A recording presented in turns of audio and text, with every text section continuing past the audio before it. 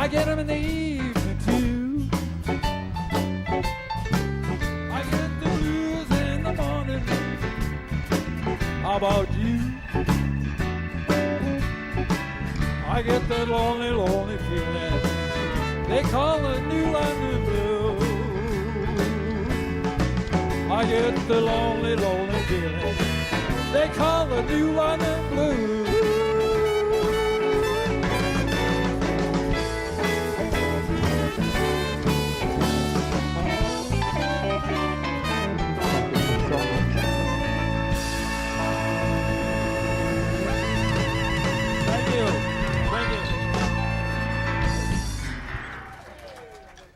Good evening.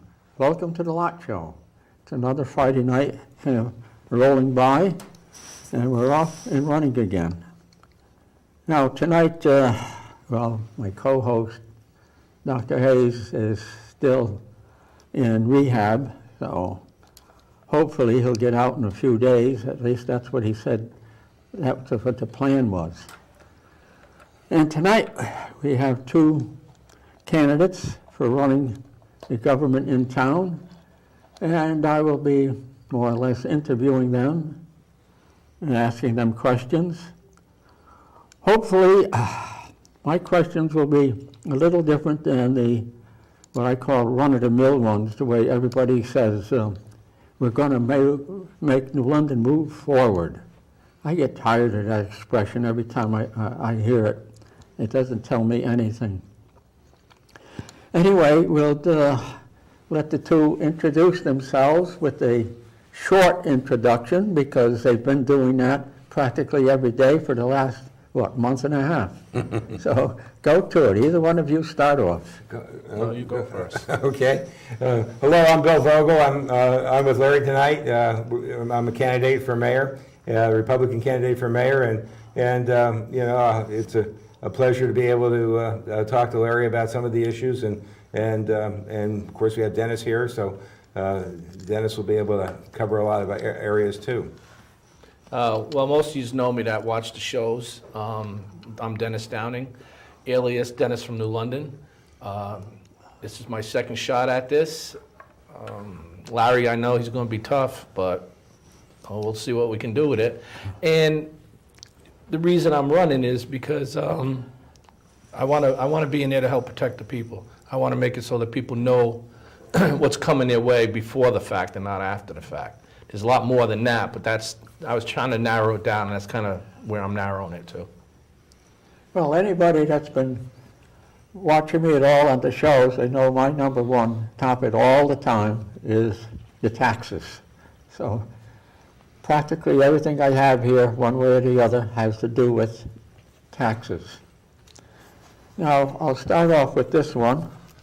That, if you remember, this last tax hike, Mayor Finingio said 25% of the taxpayers are going to have to pay extra high taxes, so that 75% of the taxpayers, their taxes aren't going up. Now, right there, to me, that doesn't seem right or fair or equal, because another one of his speeches is, he says, everybody is equal. That doesn't sound like he's equal. No. Did you want me to talk about that, Larry? A little bit? Let me finish my question. Yes, then indeed. you can jump in it with both feet. You didn't think it was going to be that easy, did you? Now, in this town, now the last official number I ever heard was way back when Brown was the city manager. He said 58% of the town is tax exempt. Now, I haven't heard any official number since.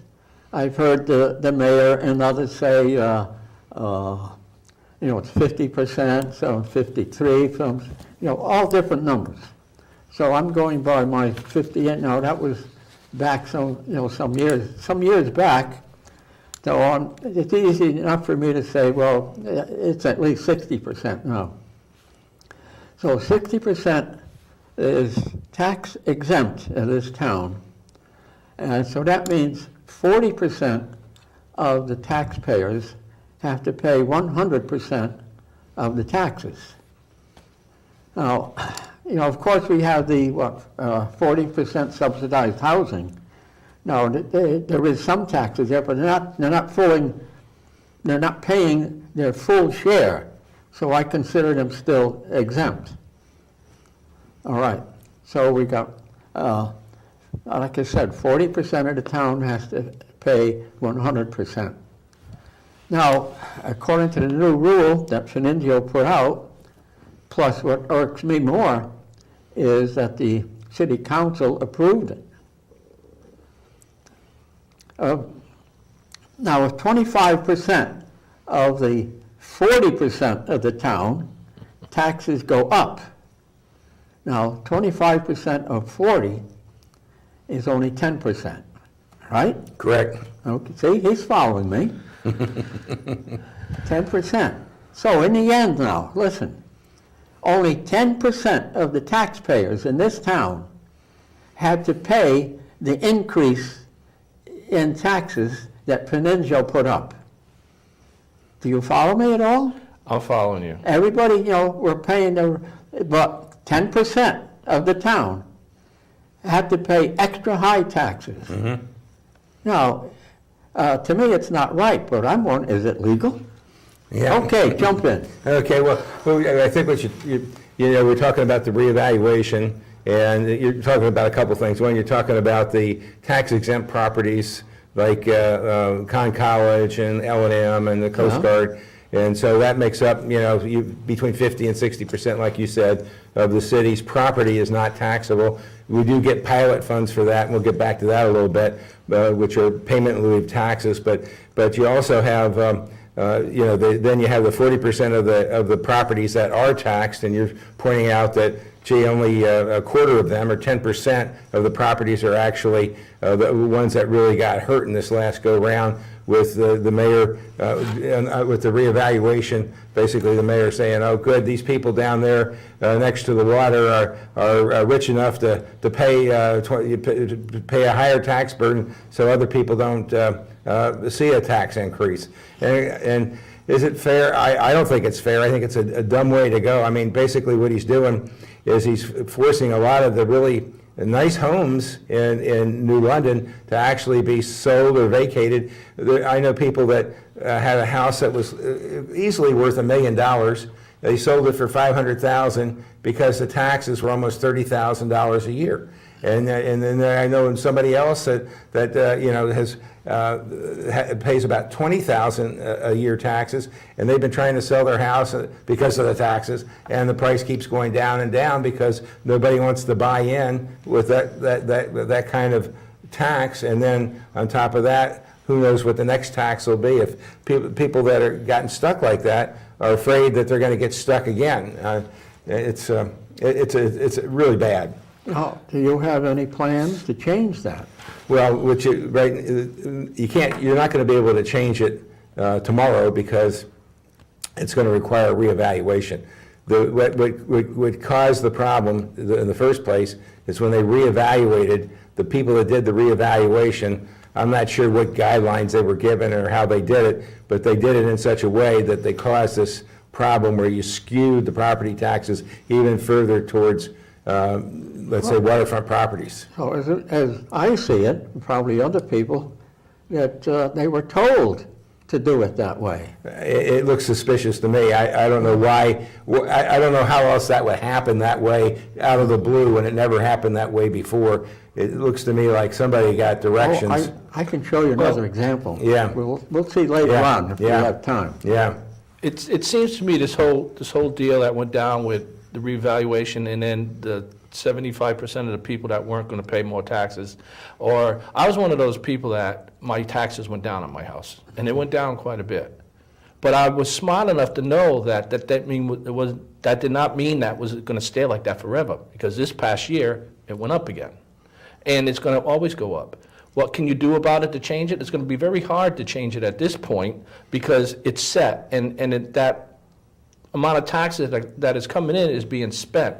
So if even if we got the people we wanted elected, they're not going to be able to go in there, I don't think, and say, well, look, you know what? We're going to bring the taxes back down to this, and we're going to give everybody a refund, because I don't think the money's there for that to happen. What you got to do is make sure and find other ways so that the taxes don't go up. It's not fair for a small group of people to be paying more taxes than another group of people just because they got more money. Those people that have more money, it's not like it fell out of the sky and all of a sudden they were rich.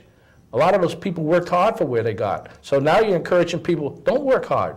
We'll give you everything you need. Don't work hard, and you won't have to pay a lot of taxes. And some of them are retired too, Dennis. Yeah, and they set so, income. So they got a fixed income, and they were fine 10 years ago or 20 years ago, with what they had, and the taxes have just gone up and up and up. And these people, well, some people are saying, well, there's just no way I can continue to stay in my home. I got to sell and go. You know, people got to realize that just because they live where they do doesn't mean that they can pay anything. Like you say, you have seniors that they're in a position where they're in a nice house and they're on a fixed income. They're only getting so much money. So they have to follow their money. If you look at the ratio kind of deal where you got someone that's paying a low percent of taxes and they're having a hard time balancing that out, well, somebody that has a bigger and better house could be having the same problem just to keep that house. So where they live and how big their house is, in my opinion, should not matter. No, it should. What you would have expected is that basically property values on this reevaluation, you would have expected them all to go down about the same. Yeah. And that's not what happened. What they did is they went like this, But you gotta ask yourself why it went like this. And as far as I'm concerned, it went like that because this was the mayor's way of trying to ensure that he would get votes. It's always seems about the votes. Yeah. Exactly. Yeah, for the referendum, he had the ballot box already stuffed because 75% of the taxpayers were told their taxes weren't going to go up. So of course they would vote for the increase and nobody in the budget. You could read those questions all day and you wouldn't know what they meant anyway. That was not this last budget but the previous budget. It was just unbelievable. I couldn't believe how vague and misleading those questions were. Nobody knew what they meant. And how much did the budget go up? That go around? I don't know. I just thought it was about 10 or 12% on that around, wasn't it? Well, maybe. It depends because there's some people went up and up. But overall, I think it went up about 10%. Well, I'd say, what, 2 million maybe? From the 40? Yeah. 2 million? Yeah. All right, so back to our 10% of the town. Yeah. 10% of the town had to pay that extra 2 million. Yeah. That's what it wound up being. Yeah. And to me, that's absolutely not right. This is what, if we don't get a handle on this, this is what I think is going to happen. You're going to get people that can afford to live here, that can afford to pay the taxes here, but they can see the writing on the wall that if we keep going up on taxes every year, they're going to start realizing, well, what am I getting for this? How much can I do this for? I bet if I'm going to sell my house, I better do it now because in 5 more years it ain't going to be worth crap. Yeah. So, they have the means to leave. Now, a lot of people living here don't have that luxury. They don't have the means to leave. So it just becomes every year more of a struggle. So we got to find other ways to get money in. Yeah, and what you're saying, I think, just to elaborate a little bit on it, is that as these taxes go up, the property values go down, and then the people can't sell their house for anything like what they would need to sell it for to get anything even comparable in, let's say, Waterford or any place nearby. Yeah, you're and right. So they just get locked They get locked into their homes, and it's really a shame. I mean, we're one of them. Yeah. Right now, well, I'd like to keep it general, but I'll give you an idea of how stuck we are. Yeah. Right now, we have paid for our house 6 times over. 6 times we paid for the house. In taxes. Well, no, 4 times in taxes. See, back when we bought our house, you got a 30-year mortgage. It was 7.5%. Not like today, 3% and they're moaning and groaning. So you paid for it within the 30 years, but also that 30 years you paid for it again with the interest. Yeah, So since then, it was 4 times yeah, the okay. purchase price, so right now, 6 times the purchase price. We couldn't even sell it for that. No, you couldn't. You know, so there's no such thing as buy a home for investment. No, there's no. No. It's even tough if- in New London. I mean, there's some places where I think property values are going up, but it's not in New London, and it's just, Connecticut is We got pretty a phone. shaky. Oh, we have somebody? Oh, my. Hello, you're on. Yes, good evening, Mr. Hample. I think Dennis Downing and Bill Vogl described the tax situation correctly. The question I have is, why can't, I understand the pilot program is in place for Conn College and Mitchell College and I guess the Coast Guard. I'm not sure about the Coast Guard, but why can't we get more money from Mitchell and from Conn College? Because I see New London as on life support, desperate. And I just heard on the radio or read an article, or I guess I heard on the radio, where Mitchell College just received a huge sum of money, some kind of a gift or an endowment. You know, they got Mitchell Woods, Conn College has the Arboretum, and those are acres and acres of land. Well, they got a lot more than that, as far as Well, land goes. I think it's terrible. I mean, here we are on life support in New London, hurting, and these people have these huge endowments, and they just, use our fire department and use our police department, and they don't give back anything. That's my question too, and I've been asking around is, it almost seems like in order to get these colleges to pay more, and if I'm not mistaken, I think Mitchell College is paying more than Connecticut College. Yeah, they are. And it's a heck of a lot smaller college. But why we as a city can't, I hate to say make them, but get them to pay more. I mean, it's almost like you got to go through the state in order to get them to do that, and I don't understand that. Why, Well, what's really sad about it is that you look at Yale and you look at Brown and you look at a lot of these colleges, all do contribute to the community. Now, some people say, well, you get these pilot funds, these payment in lieu of taxes for these properties that are, exempt from property tax, but we don't get anything like in pilot funding what we would have gotten property tax had, let's say, Conn College been fully taxed at a normal level. So you would think with their endowment, they got probably close to $300 million in endowment. The interest they get on that every year, just a small piece of that, if we contributed $1 million to our budget, that would be fantastic and make such a big difference. Yeah. You would think they would want to do that.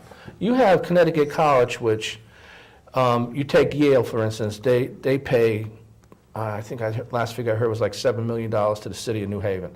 Okay, that might not be in stone, but it's somewhere there. Mm-hmm. Now, you have Connecticut College, it isn't as big, No. but yet it's one of the richest colleges to go to in the United States. And they pay less than $13,000 a year to the city. I don't even think they pay That is despicable. Oh, I know. That's abysmal. Excuse me, that's abysmal. They ought to be ashamed of themselves. And they use our fire department and they use our police department? You're talking Am about... I correct with that? Do No, they- you do are. they- Yep. Yeah. They may The have other some question security I have, guards, but Mr. Hample- if something bad happens, they're calling the New London Police or the New London Fire Department. Yep. The other Public question Works. I have, Mr. Hample, is I watched the Murray Renshaw show last night where Mike Passero was the guest. Yeah. And Mr. Renshaw asked Mike Passero how are things coming with Fort Trumbull and the New London Development Corporation, I guess it is. And Mr. Passero replied that there's a lot of things going on. There's interest. He said there's interest, and he said there's things happening. But I have no knowledge of it. I haven't read anything, haven't heard anything. If there's things happening, how come we don't know? Does anybody there know on your staff there, I mean on your show tonight? And I haven't heard anything. does the New London Corporation that's in charge of selling Fort Trumbull, do they make a monthly report to the city council? I don't know if they make a monthly report, but I believe there's people in the administration that attend their meetings. Well, we had on our show right here, we had, and Dr. Hayes, we had one of the directors of the, what we should say, the defunct NLDC. Yeah. And he's trying to tell us the same thing. Oh, there's a lot of things in the pipeline. I don't- We're going flat out on that. I don't And believe that told for a him, minute. right off the bat, I said, you people keep advertising Fort Trumbull area as a waterfront property to develop. I said, there is no waterfront property on Fort Trumbull. I said, look at your own map right there. I'll show it to you. There is no waterfront. So you cannot, no waterfront to develop. There is water view property, but no waterfront. And, Well, it sits on, they call it a peninsula. Mr. Yeah. Passo referred to it as a peninsula, so but it there's sits on the still- water. there's still no waterfront property. I open- understand that. But I was waiting for him to give a specific example of, well, maybe he couldn't, of what kind of interest there is in Fort Trumbull. Well, look at it this way. You had the NLDC first, and now you have whatever they're calling themselves these days. Something or other. But if you had a real estate agent that was trying to sell your house, and in 10 years came up with one possibility, would you still keep that real estate agent? Because that's what it's come down to. That property's been there vacant for over 10 years, and in that amount of time, they had one person, the Stillmans, that were going to build housing on it. That fell through. Now their latest adventure is a company, I think from Philadelphia or Pennsylvania or something, that wants to build housing on it, more housing, And that and went nobody south. knows where that's going. Oh, that's all done? No, it just went silent. I don't know what happened with that. It just sort of faded. At least maybe it's, maybe it'll pop up again. I don't know. Faded out of sight. I don't know why this... Like Dennis said, if it was in the hands of a real estate agent and they were awaiting a commission, it would move a lot faster. Yeah, Wouldn't it? yeah, I would think. Yeah. Now, I just want to close by saying that I hope, Dennis, you get on the council, and Bill, hope you make it too, because the people we have on there now, the councils we have on now, the last 2 years, the last 4 years, there hasn't been much moving and shaking going on. There's hardly anything happening, except they try to keep the budget down, I guess. But other than that, they haven't been great big movers and shakers. So we need new people on the council. So Dennis, good luck. Thank you.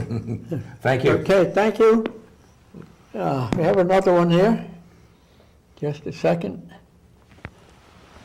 Hello, you're on? No, not yet? Hold it out. Hello, you're on? Hello? Can you hear me? Yes. Good. All right, I'm going to try again. This thing about the colleges reminds me of when I had young adult children.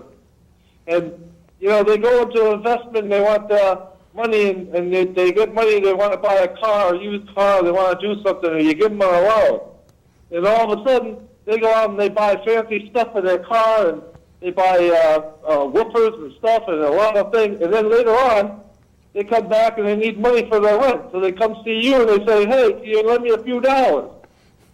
And the point of all this is about the colleges and stuff is if I was a colleges or any of them, I wouldn't give you a damn cent. And the reason I wouldn't give you a damn cent, New London that is because you haven't managed your budget. And it's absurd that either anybody sitting there running for office would want to think that they're going to go to a college or the hospital or the Coast Guard and say, hey, give me more money, give me more money.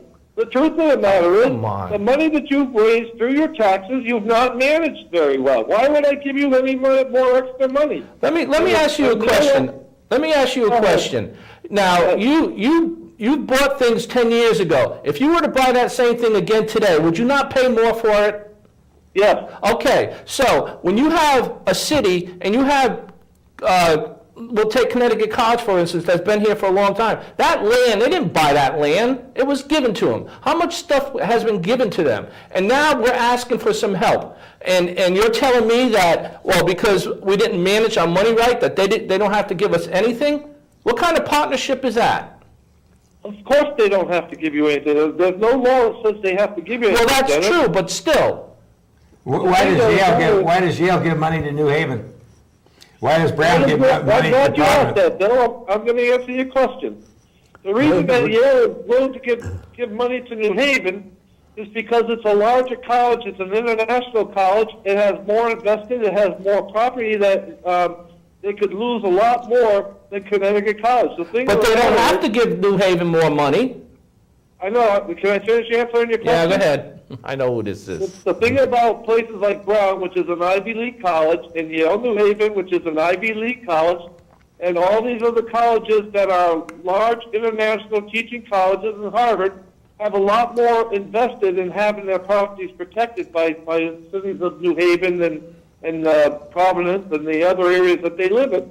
There's more of an investment for them, and the fact is that they bring in much more money than a Connecticut College or a Mitchell College can. It may sound like they're giving a lot, but I'll bet you if you were to break it down, well, I'll take that back, because I know Connecticut College doesn't, or Mitchell percentage-wise. But they have more invested. They have more to lose. If Yale New Haven has a high crime problem in their area, which New Haven, as we all know, is the fourth dangerous city in the country, if they had a high problem in their area, it would behoove them to give money to New Haven so they can invest in police officers and stuff to protect their area. Even though they have their own private police department, it benefits them to do that. It's an old Latin term, quid bono. Who benefits? So basically what you're saying is you're kind of making the case that we're trying to make, that if the college is here and can afford it, they got a $300 million endowment, then you would think that they would make maybe not a $7 million contribution like Yale does, but maybe they can make a $1 million or maybe even $500,000. I mean, they ought to do something. They don't do anything. And they're going to benefit from them, but it's not like they're not going to benefit. I don't know if that's true about Connecticut College. I think Connecticut College does donate money. It's just not a lot of it. They do donate money to the city of New London. I want to answer that one. Go ahead. You say the colleges are giving money. Well, Conn College and Mitchell College together, I pay more taxes than those two big colleges give to the town. So don't try to tell me that they're giving money. No, well, let me tell you this. What I just said, and I live by my statement, Mr. Hample, was that they do give money. Yeah. I didn't say how much money. My point, you made my point for me. They don't give money, but don't tell me they don't give money. They do. Oh yeah, they give money. They give between $12,000 and $13,000. That's what they give. That's all I'm saying. Listen. But there's more to the town than that. Believe it or not, Dennis and Bill and Mr. Hample, I'm on your side. I think they should give. Thank you. Thank you. I think they should give you more money, and I think that they really should. But your problem is, when you were talking about Fort Trumbull, Fort Trumbull should have been developed. And if it takes houses, not apartments, if it takes real houses to go in there, but the reason the city won't do that is because that would be an admittance that they were wrong in taking the houses in the first place. Well, I can't argue with you there. We all know that houses, residential, pays more taxes than business in New London. I think we all agree on that. Did you catch that? So what we really would like to see our city do is go ahead and put houses in there. There's two of them waiting for us now. All right, Brian, we got some more calls, man. All right, Thank you very much, though. Good show tonight. All right. Thank you. Keep up the fight. Bye-bye. Hold on, callers, just one quick thing. Why New Haven can give more money? You know, he says they don't have to. Well, colleges can buy a building. All they have to do is have one floor or possibly only one room in that apartment building to have a class in it. They only need one class a day. Then it goes tax exempt. They rent the rest of it out and make money, but they're tax exempt. So they're making all kinds of money. I think Mitchell got in trouble for that at one point, didn't they? Where they were renting out some of their dormitories in the summer. Yes, it's since. I think oh no, that was Mitchell. Yeah, no, I meant Mitchell. Yeah, in the center of New Haven. Yeah. And those calls or they're going to dump. yeah. Okay. All right. Let's see. Number one for us. Number one. Oh, I hit 3. All right, we'll do 1. All right. Hello, you're on. Hi, is that me? Yes. Yes. Okay. That's you. So, hello? Yes. So, Brian was talking about Yale having more money and Conn College not being as accredited or whatever. Where does he put Wesleyan in the picture? Because Wesleyan donates to the city of Middletown. Do you remember exactly how much they told us, Dennis, at a council meeting one time? No. But it's way more than $1 million. I think it's closer to $2 million. Little bitty Wesleyan gives to the town of Middletown. You know, the bottom line is that you have a college like Connecticut College, which makes a lot of money. And they're probably the college in the whole country that pays the least amount to its host city. Well, they don't pay. One show that I was on, the lady that actually had firsthand experience got on and said, that $12,000 that you're talking about, I was saying that they give them $12,000, it turned out that $12,000, so that they were counting that as services that their students were doing in parks and stuff. So you're saying, she said there was no cash that was moved. And I haven't heard anybody contradict that. I haven't seen anybody say, show me a line item that this is revenue from Con College. I don't know if you want to get that show. That's a good question, Bill, too. Yeah. Yeah. There was something else I was saying. Oh, Fort Trumbull. Dennis, you've heard me say this before about Fort Trumbull. Okay. Are you there? Yeah, go ahead. Okay. About Fort Trumbull. I know we couldn't do it. It's just a dream. But maybe what the city should do is say all those people and their relatives and their heirs that they took that land from, they should sell it back to them for $1. If they choose to sell it privately, sell it to somebody else, that's their business. But they should give it back to every single one of those people. Well. Yeah. No, that's a good idea. I go along with that. You know. And LDC, they're never going to do anything. It seems like a fair thing to do, but it'd be almost impossible to implement. Yeah, well, I said it's a dream. Let's not forget with Fort Trumbull that we have to deal with the state also. The state's got over $70 million invested down there. So I don't know if they have any say in what we do with it, but right now it's not in our hands. I have heard that they do. Yeah, they do. All right. Anything else? Thanks, guys. Thank you, caller. Bye-bye. Okay. You want me to Go push ahead, this one? grab the other one. Hello, you're on with Dennis. No, you hung up on him. Hello? Oh, good. Yes. Yes, hi, I'm back again. I totally disagree with Brian. I totally disagree with him. The problem is that our counselors that we had the last 4 years or 6 years, they should be thinking about how to get more money from Conn College and Mitchell College. They didn't even want to think about it. They were happy. They were content with the pilot program. Well, like I said, Conn College, and now I'm hearing what Mr. Vogl said about how the $12,000, that's nothing. That's a drop in the bucket. Like I said, they ought to be ashamed of themselves. We should charge admission for people going to the Arboretum. Maybe we could generate some income that way. And same for Mitchell Woods. Why does Mitchell Woods belong to Mitchell College? And why does Mitchell Beach belong to Mitchell College? That should be a city beach. People should have access to that beach. And why does Mitchell College have the beach? These people, New London is impoverished, New London's on life support, and nobody's helping out, and our counselors have done nothing to generate more revenue. That's why we need a change. So that's why we need new people, a whole new slate of people, because maybe they have better ideas. What we've had so far hasn't worked. You don't have to go to like the colleges or, any tax-exempt business. And, there's a proper way to do it in the beginning. Asking for help. I mean, beggars can't be choosers.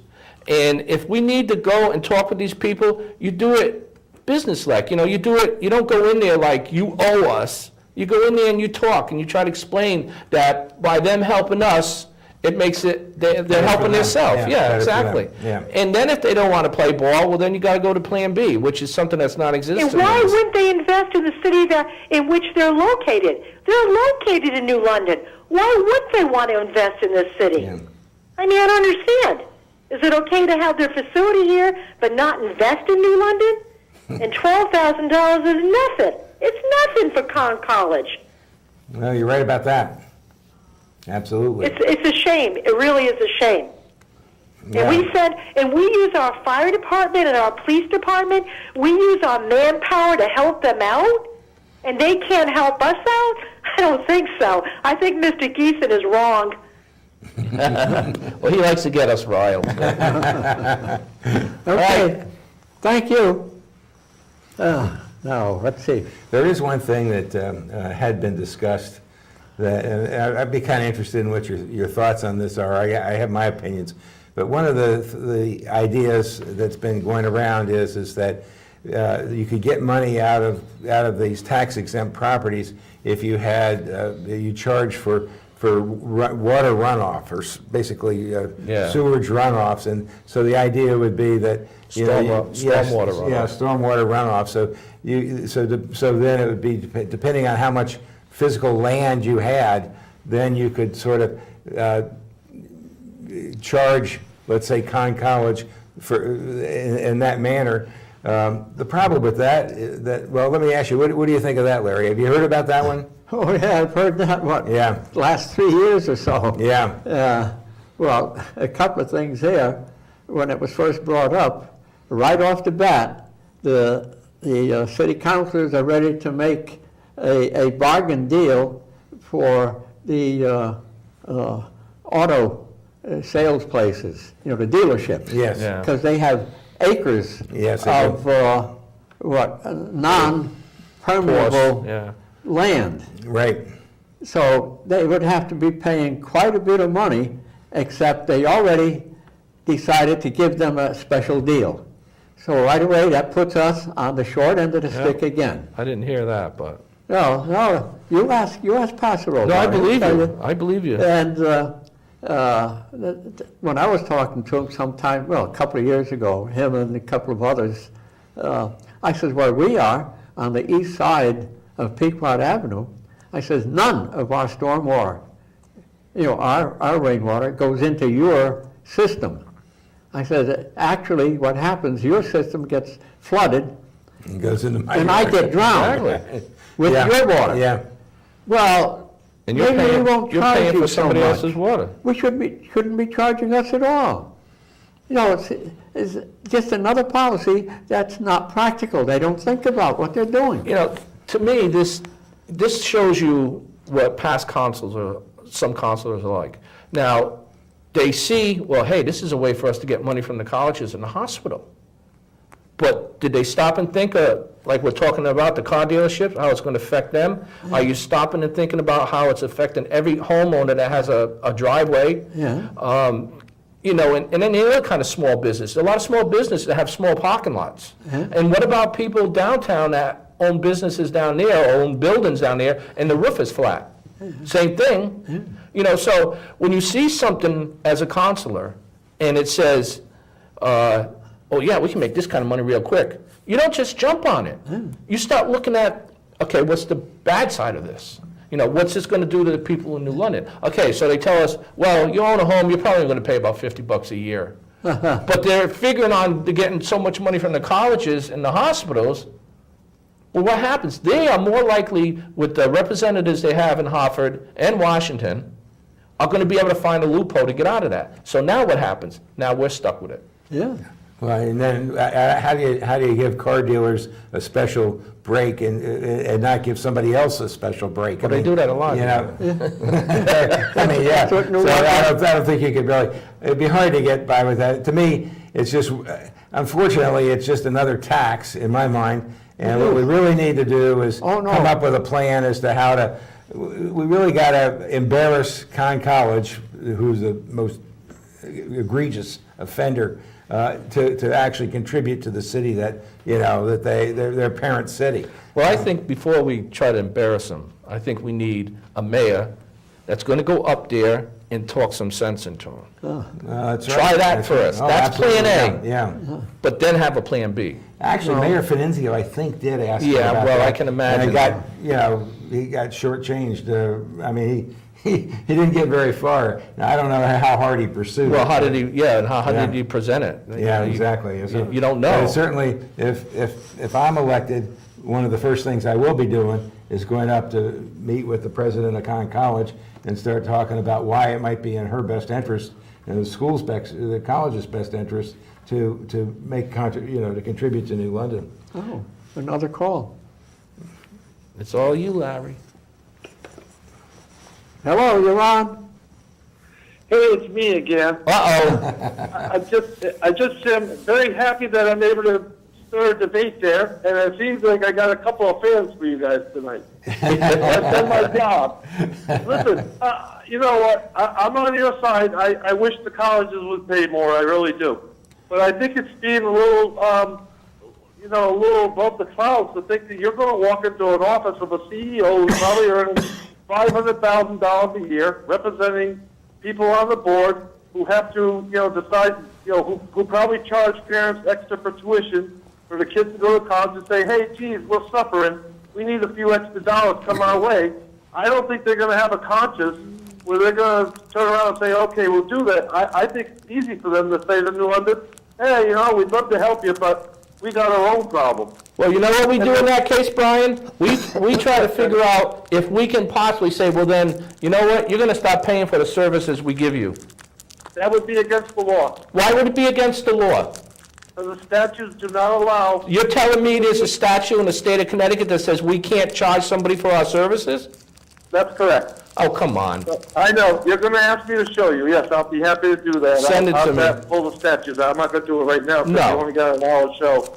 But you're on statute. You cannot deny services to any entity that resides within your borders. Any Well, we'll see emergency about services. that. Because I really think that if Conn College got embarrassed enough by getting enough publicity, and so far it's easy for them to say no, because nobody really, you don't read about it, you hardly hear anything about it. It comes up every once in a while, but not very much. But if it started to really get a lot of visibility and started causing them some public relations pain, they would probably change their mind, because to them, $1 million is not much money. Yeah, I hear you. Listen, good luck with that. Thank you. The only thing I'll say about that, we had a president there who did the hip hop city thing, and I think it's hard to embarrass any president of a college, in watching the actions of past presidents and stuff. But if you could do that, more power to you. I mean, I'm not going to be in the city too much longer myself, but for the residents of New London, I hope that you're successful in that. I really do. My personal opinion is, and I'm not defending the college, my personal opinion is, I don't think that such an entity has a conscience like that. And if you can do that, you can embarrass them or hope more. Hey, you're a good man. I mean, do that. All right, we got another call, I guess. All Right? right. Yeah, I think Thanks, Brian. I'd like to give more people a chance. No, the first one is, no.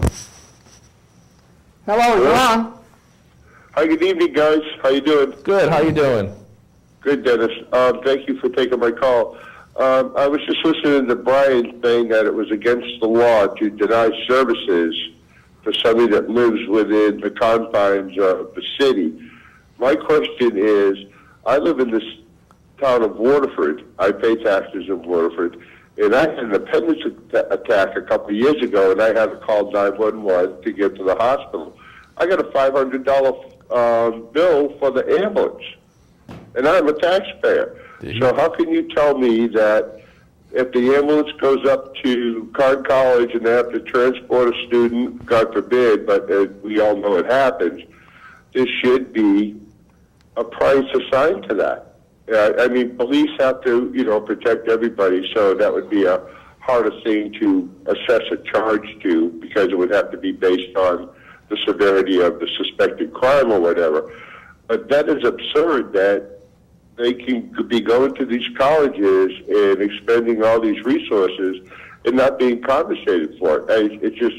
I can't even fathom that. That doesn't even sound right to me. Well, I'm going to hang up, and I want to hear what you guys have to say about that. And I want to see if Brian could, if he wants to see the bill I got and my tax bill, I could show him proof. Thank you, guys. All right. There you go. Yeah, that would be like, everybody would jump on that. I mean, do we charge service? Well, I don't know. Do we charge services to tax-exempt places in the city? We have over 260 of them. Yeah. Yeah, well, no, to my knowledge, we don't. That we don't, I mean, if you have to call the police, you don't get a bill. If you have to call the You fire. do if you're a taxpayer. Well, yeah, but you don't get it for the police call, you get Yeah. it because, you're paying for the overall thing, but so I don't think, I don't think there's any service that the city provides, any of the tax exempt properties, where they get reimbursed for anything. We don't get reimbursed from, In other words, let's say if somebody at Conn College, if they have to call the police for some reason, they're not gonna get a bill. oh, no, I know that. I know that. If there's a fire there, they're not gonna get a bill.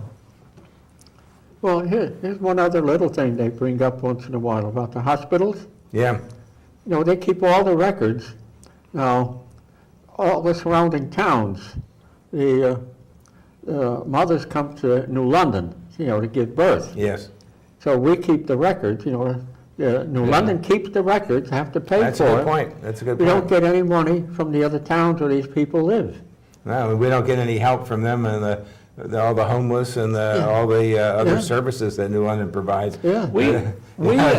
It's really criminal, I mean. There needs to be change in this city, and I think it's about time that people stop doing this party thing, especially the Democrats, and I'm not putting any Democrats down, but I mean logically, if you have somebody or you have something that's doing the same thing year after year after year, common sense tells you it's time let's try something different, see what happens. What's it gonna hurt to try something different for a couple years or for 4 years?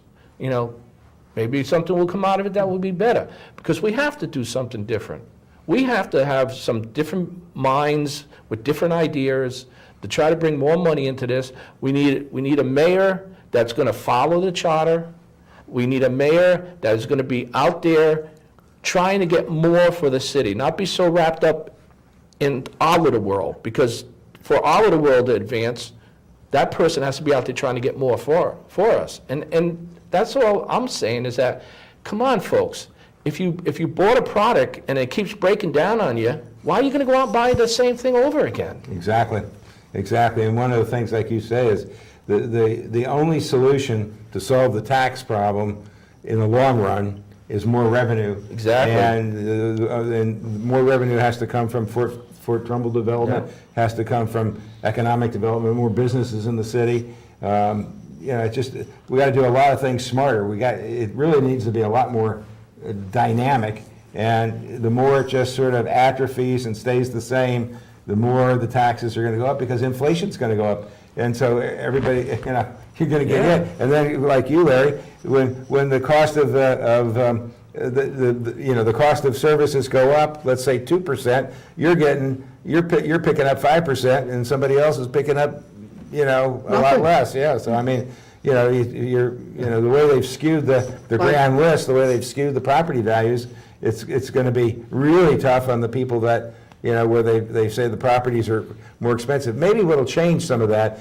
is as these taxes are going to push down the values of these properties. And so eventually maybe it'll get adjusted, because these guys are having trouble selling them. You talk about values going down and up. Yeah. It doesn't make any difference, because they can change the mill rate to do whatever they want to do. Yeah. You can drop the property's value way, way down. But if everything goes down, it'll be the same. If it went down to 10%. If yours goes down a little bit more than the rest of the city, just like when yours went up more than the rest of the city, you might benefit in that manner. Don't hold your breath. But. No, but that's what happened last time. Like the mayor said, the people, the drop for most of the people was, what did he say, 20? He says possibly even 30%. And I know a couple of people, their properties dropped 30%. But higher on the scale of home values, that percentage got smaller and smaller. Exactly. But when that ours was 9%. Yeah. When people's property taxes go down, and it's around election time or it's around budget time, you got to stop and tell yourself, all right, maybe this year it's going to be that. but it's not going to stay there. No, because It's going to go back up again. they're looking for votes that year. So what are you going to gain? Yeah. You're not going to, you're going to get, maybe be able to take a breath. But that ain't going to solve any problems. But what's happening is a lot of these properties that got really hit hard, people can't sell them anymore, and they're having to sell them at a much lower price. So eventually, they're going to have to, when they do the assessment on those properties, they're going to have to assess them for less because they're selling for a whole lot less. But that's going to take a long time, and who knows if it will really ever balance out. You're talking about revenue. That's like the top of the list. That's one of there's no silver bullets, but if it was going to be a silver bullet, it would be trying to get more revenues in here. Now there's a discussion about putting LED lighting in the street lamps and all that. All right, that's a way to save some money. That's a little bit more. We have a lot of flat roofs in the city. Solar energy on them roofs, bring it down a little bit more. Be a little bit more money coming into the city. We have a lot of buildings that we seem to have a problem selling and consolidating what we have into another area. That's another way to save money. I think part of the problem with our city is that we're not trying to sell it, or we don't know how to sell it. We have a lot here that, especially in buildings that we should be getting rid of, selling them. But who's the real estate agent for us? I've asked this question, I've never really gotten an answer. Yeah. Who sells our property that we don't need no longer? I don't know who the city uses for that. I mean, is it somebody within our own government? Well, I think they get a commercial No, real no. estate agent, I know of one. I can't remember the lady's name right now, but I remember she, looked like she was, doing some of that type of work, and she was like I said, a commercial real estate agent, and so I think they do that, but I'm not sure how much of an effort's made by the city. I don't know if the city's actually, do they ever really take an effort, like for, you have the Capitol Theater. Nobody's trying to sell the Capitol Theater right now. But in this day and age with Facebook and all the kinds of ways you can get word out throughout the whole world, we should be doing that. Well, we're very well located. I mean, New London, we always talk about its potential, halfway between Boston and New York, the rails come through, the highways come through, the ferries come through, you got everything. So what's wrong? Yeah. So what's wrong is we're probably our own worst enemies. Well, I think you have to have a mayor and a council that's going to work together. You have to have sit-down sessions where, somebody comes up with an idea, and you sit in a session, and you go back and forth with the pluses and the minuses, and you work together as a team to push that idea forward. Yeah. Will I get invited? We'll invite you, Larry. Oh, okay. Because you can give us the things we miss. Well, But I have a question I want to ask Bill. uh-oh. Okay, now, I've learned a lot of things about you since this started that I never knew, and a lot of people never knew. Now, I found out you were a commander on a submarine, the Groton, I believe? Yep. Mhm. Okay. How much did the Groton cost to build? Let's see, right now, submarines cost about $2 billion is the number that I remember. The reason I'm asking this is because you ran a machine that cost more than probably half of our budgets in the lifetime of this city. I might be a little over, but anyways, more than what our budget is for a year. Yep. Well, That should tell people something. If a man can do that, he's got to have the potential to handle a measly little $80 million. Wouldn't you think? I well, don't think. he just mentioned $2 billion, right? Yes. Okay. The entire value of the property in New London is $1.5 billion. Yeah, so, Yeah. So it's a come down. So why do we have a problem? Yeah. Yeah, well, actually, at Northeast Utilities, I worked with the vice president of the nuclear division to handle a $500 million, actually more than $500 million at, the nuclear division of Northeast Utilities, which included Millstone, at that time Connecticut Yankee, and I'm not sure if we had Seabrook in there or not. Yeah. But, so. Yeah, but that's just what I'm saying. Yeah, You have an outrageous amount of experience, and folks out there need to look at that. Yeah. You need to look at that. You need people with common sense and experience and ideas, and I don't know what else, but we need more than we got now. Yeah, I don't know. I only got one question in so far. And we're almost out of time. One question. Maybe if you ask Mary Jane, she'll let us go longer. Yeah. Oh, yeah. You want to stay another hour? I'd stay longer if we could. Well, don't then know I if we could can. get to the second question. But you Seems gotta like ask- you brought it. Yeah, I think she's boy, coming that's out right good. She doesn't want to hear it. Get out of here, she says. Okay, folks, we'll be back again next week.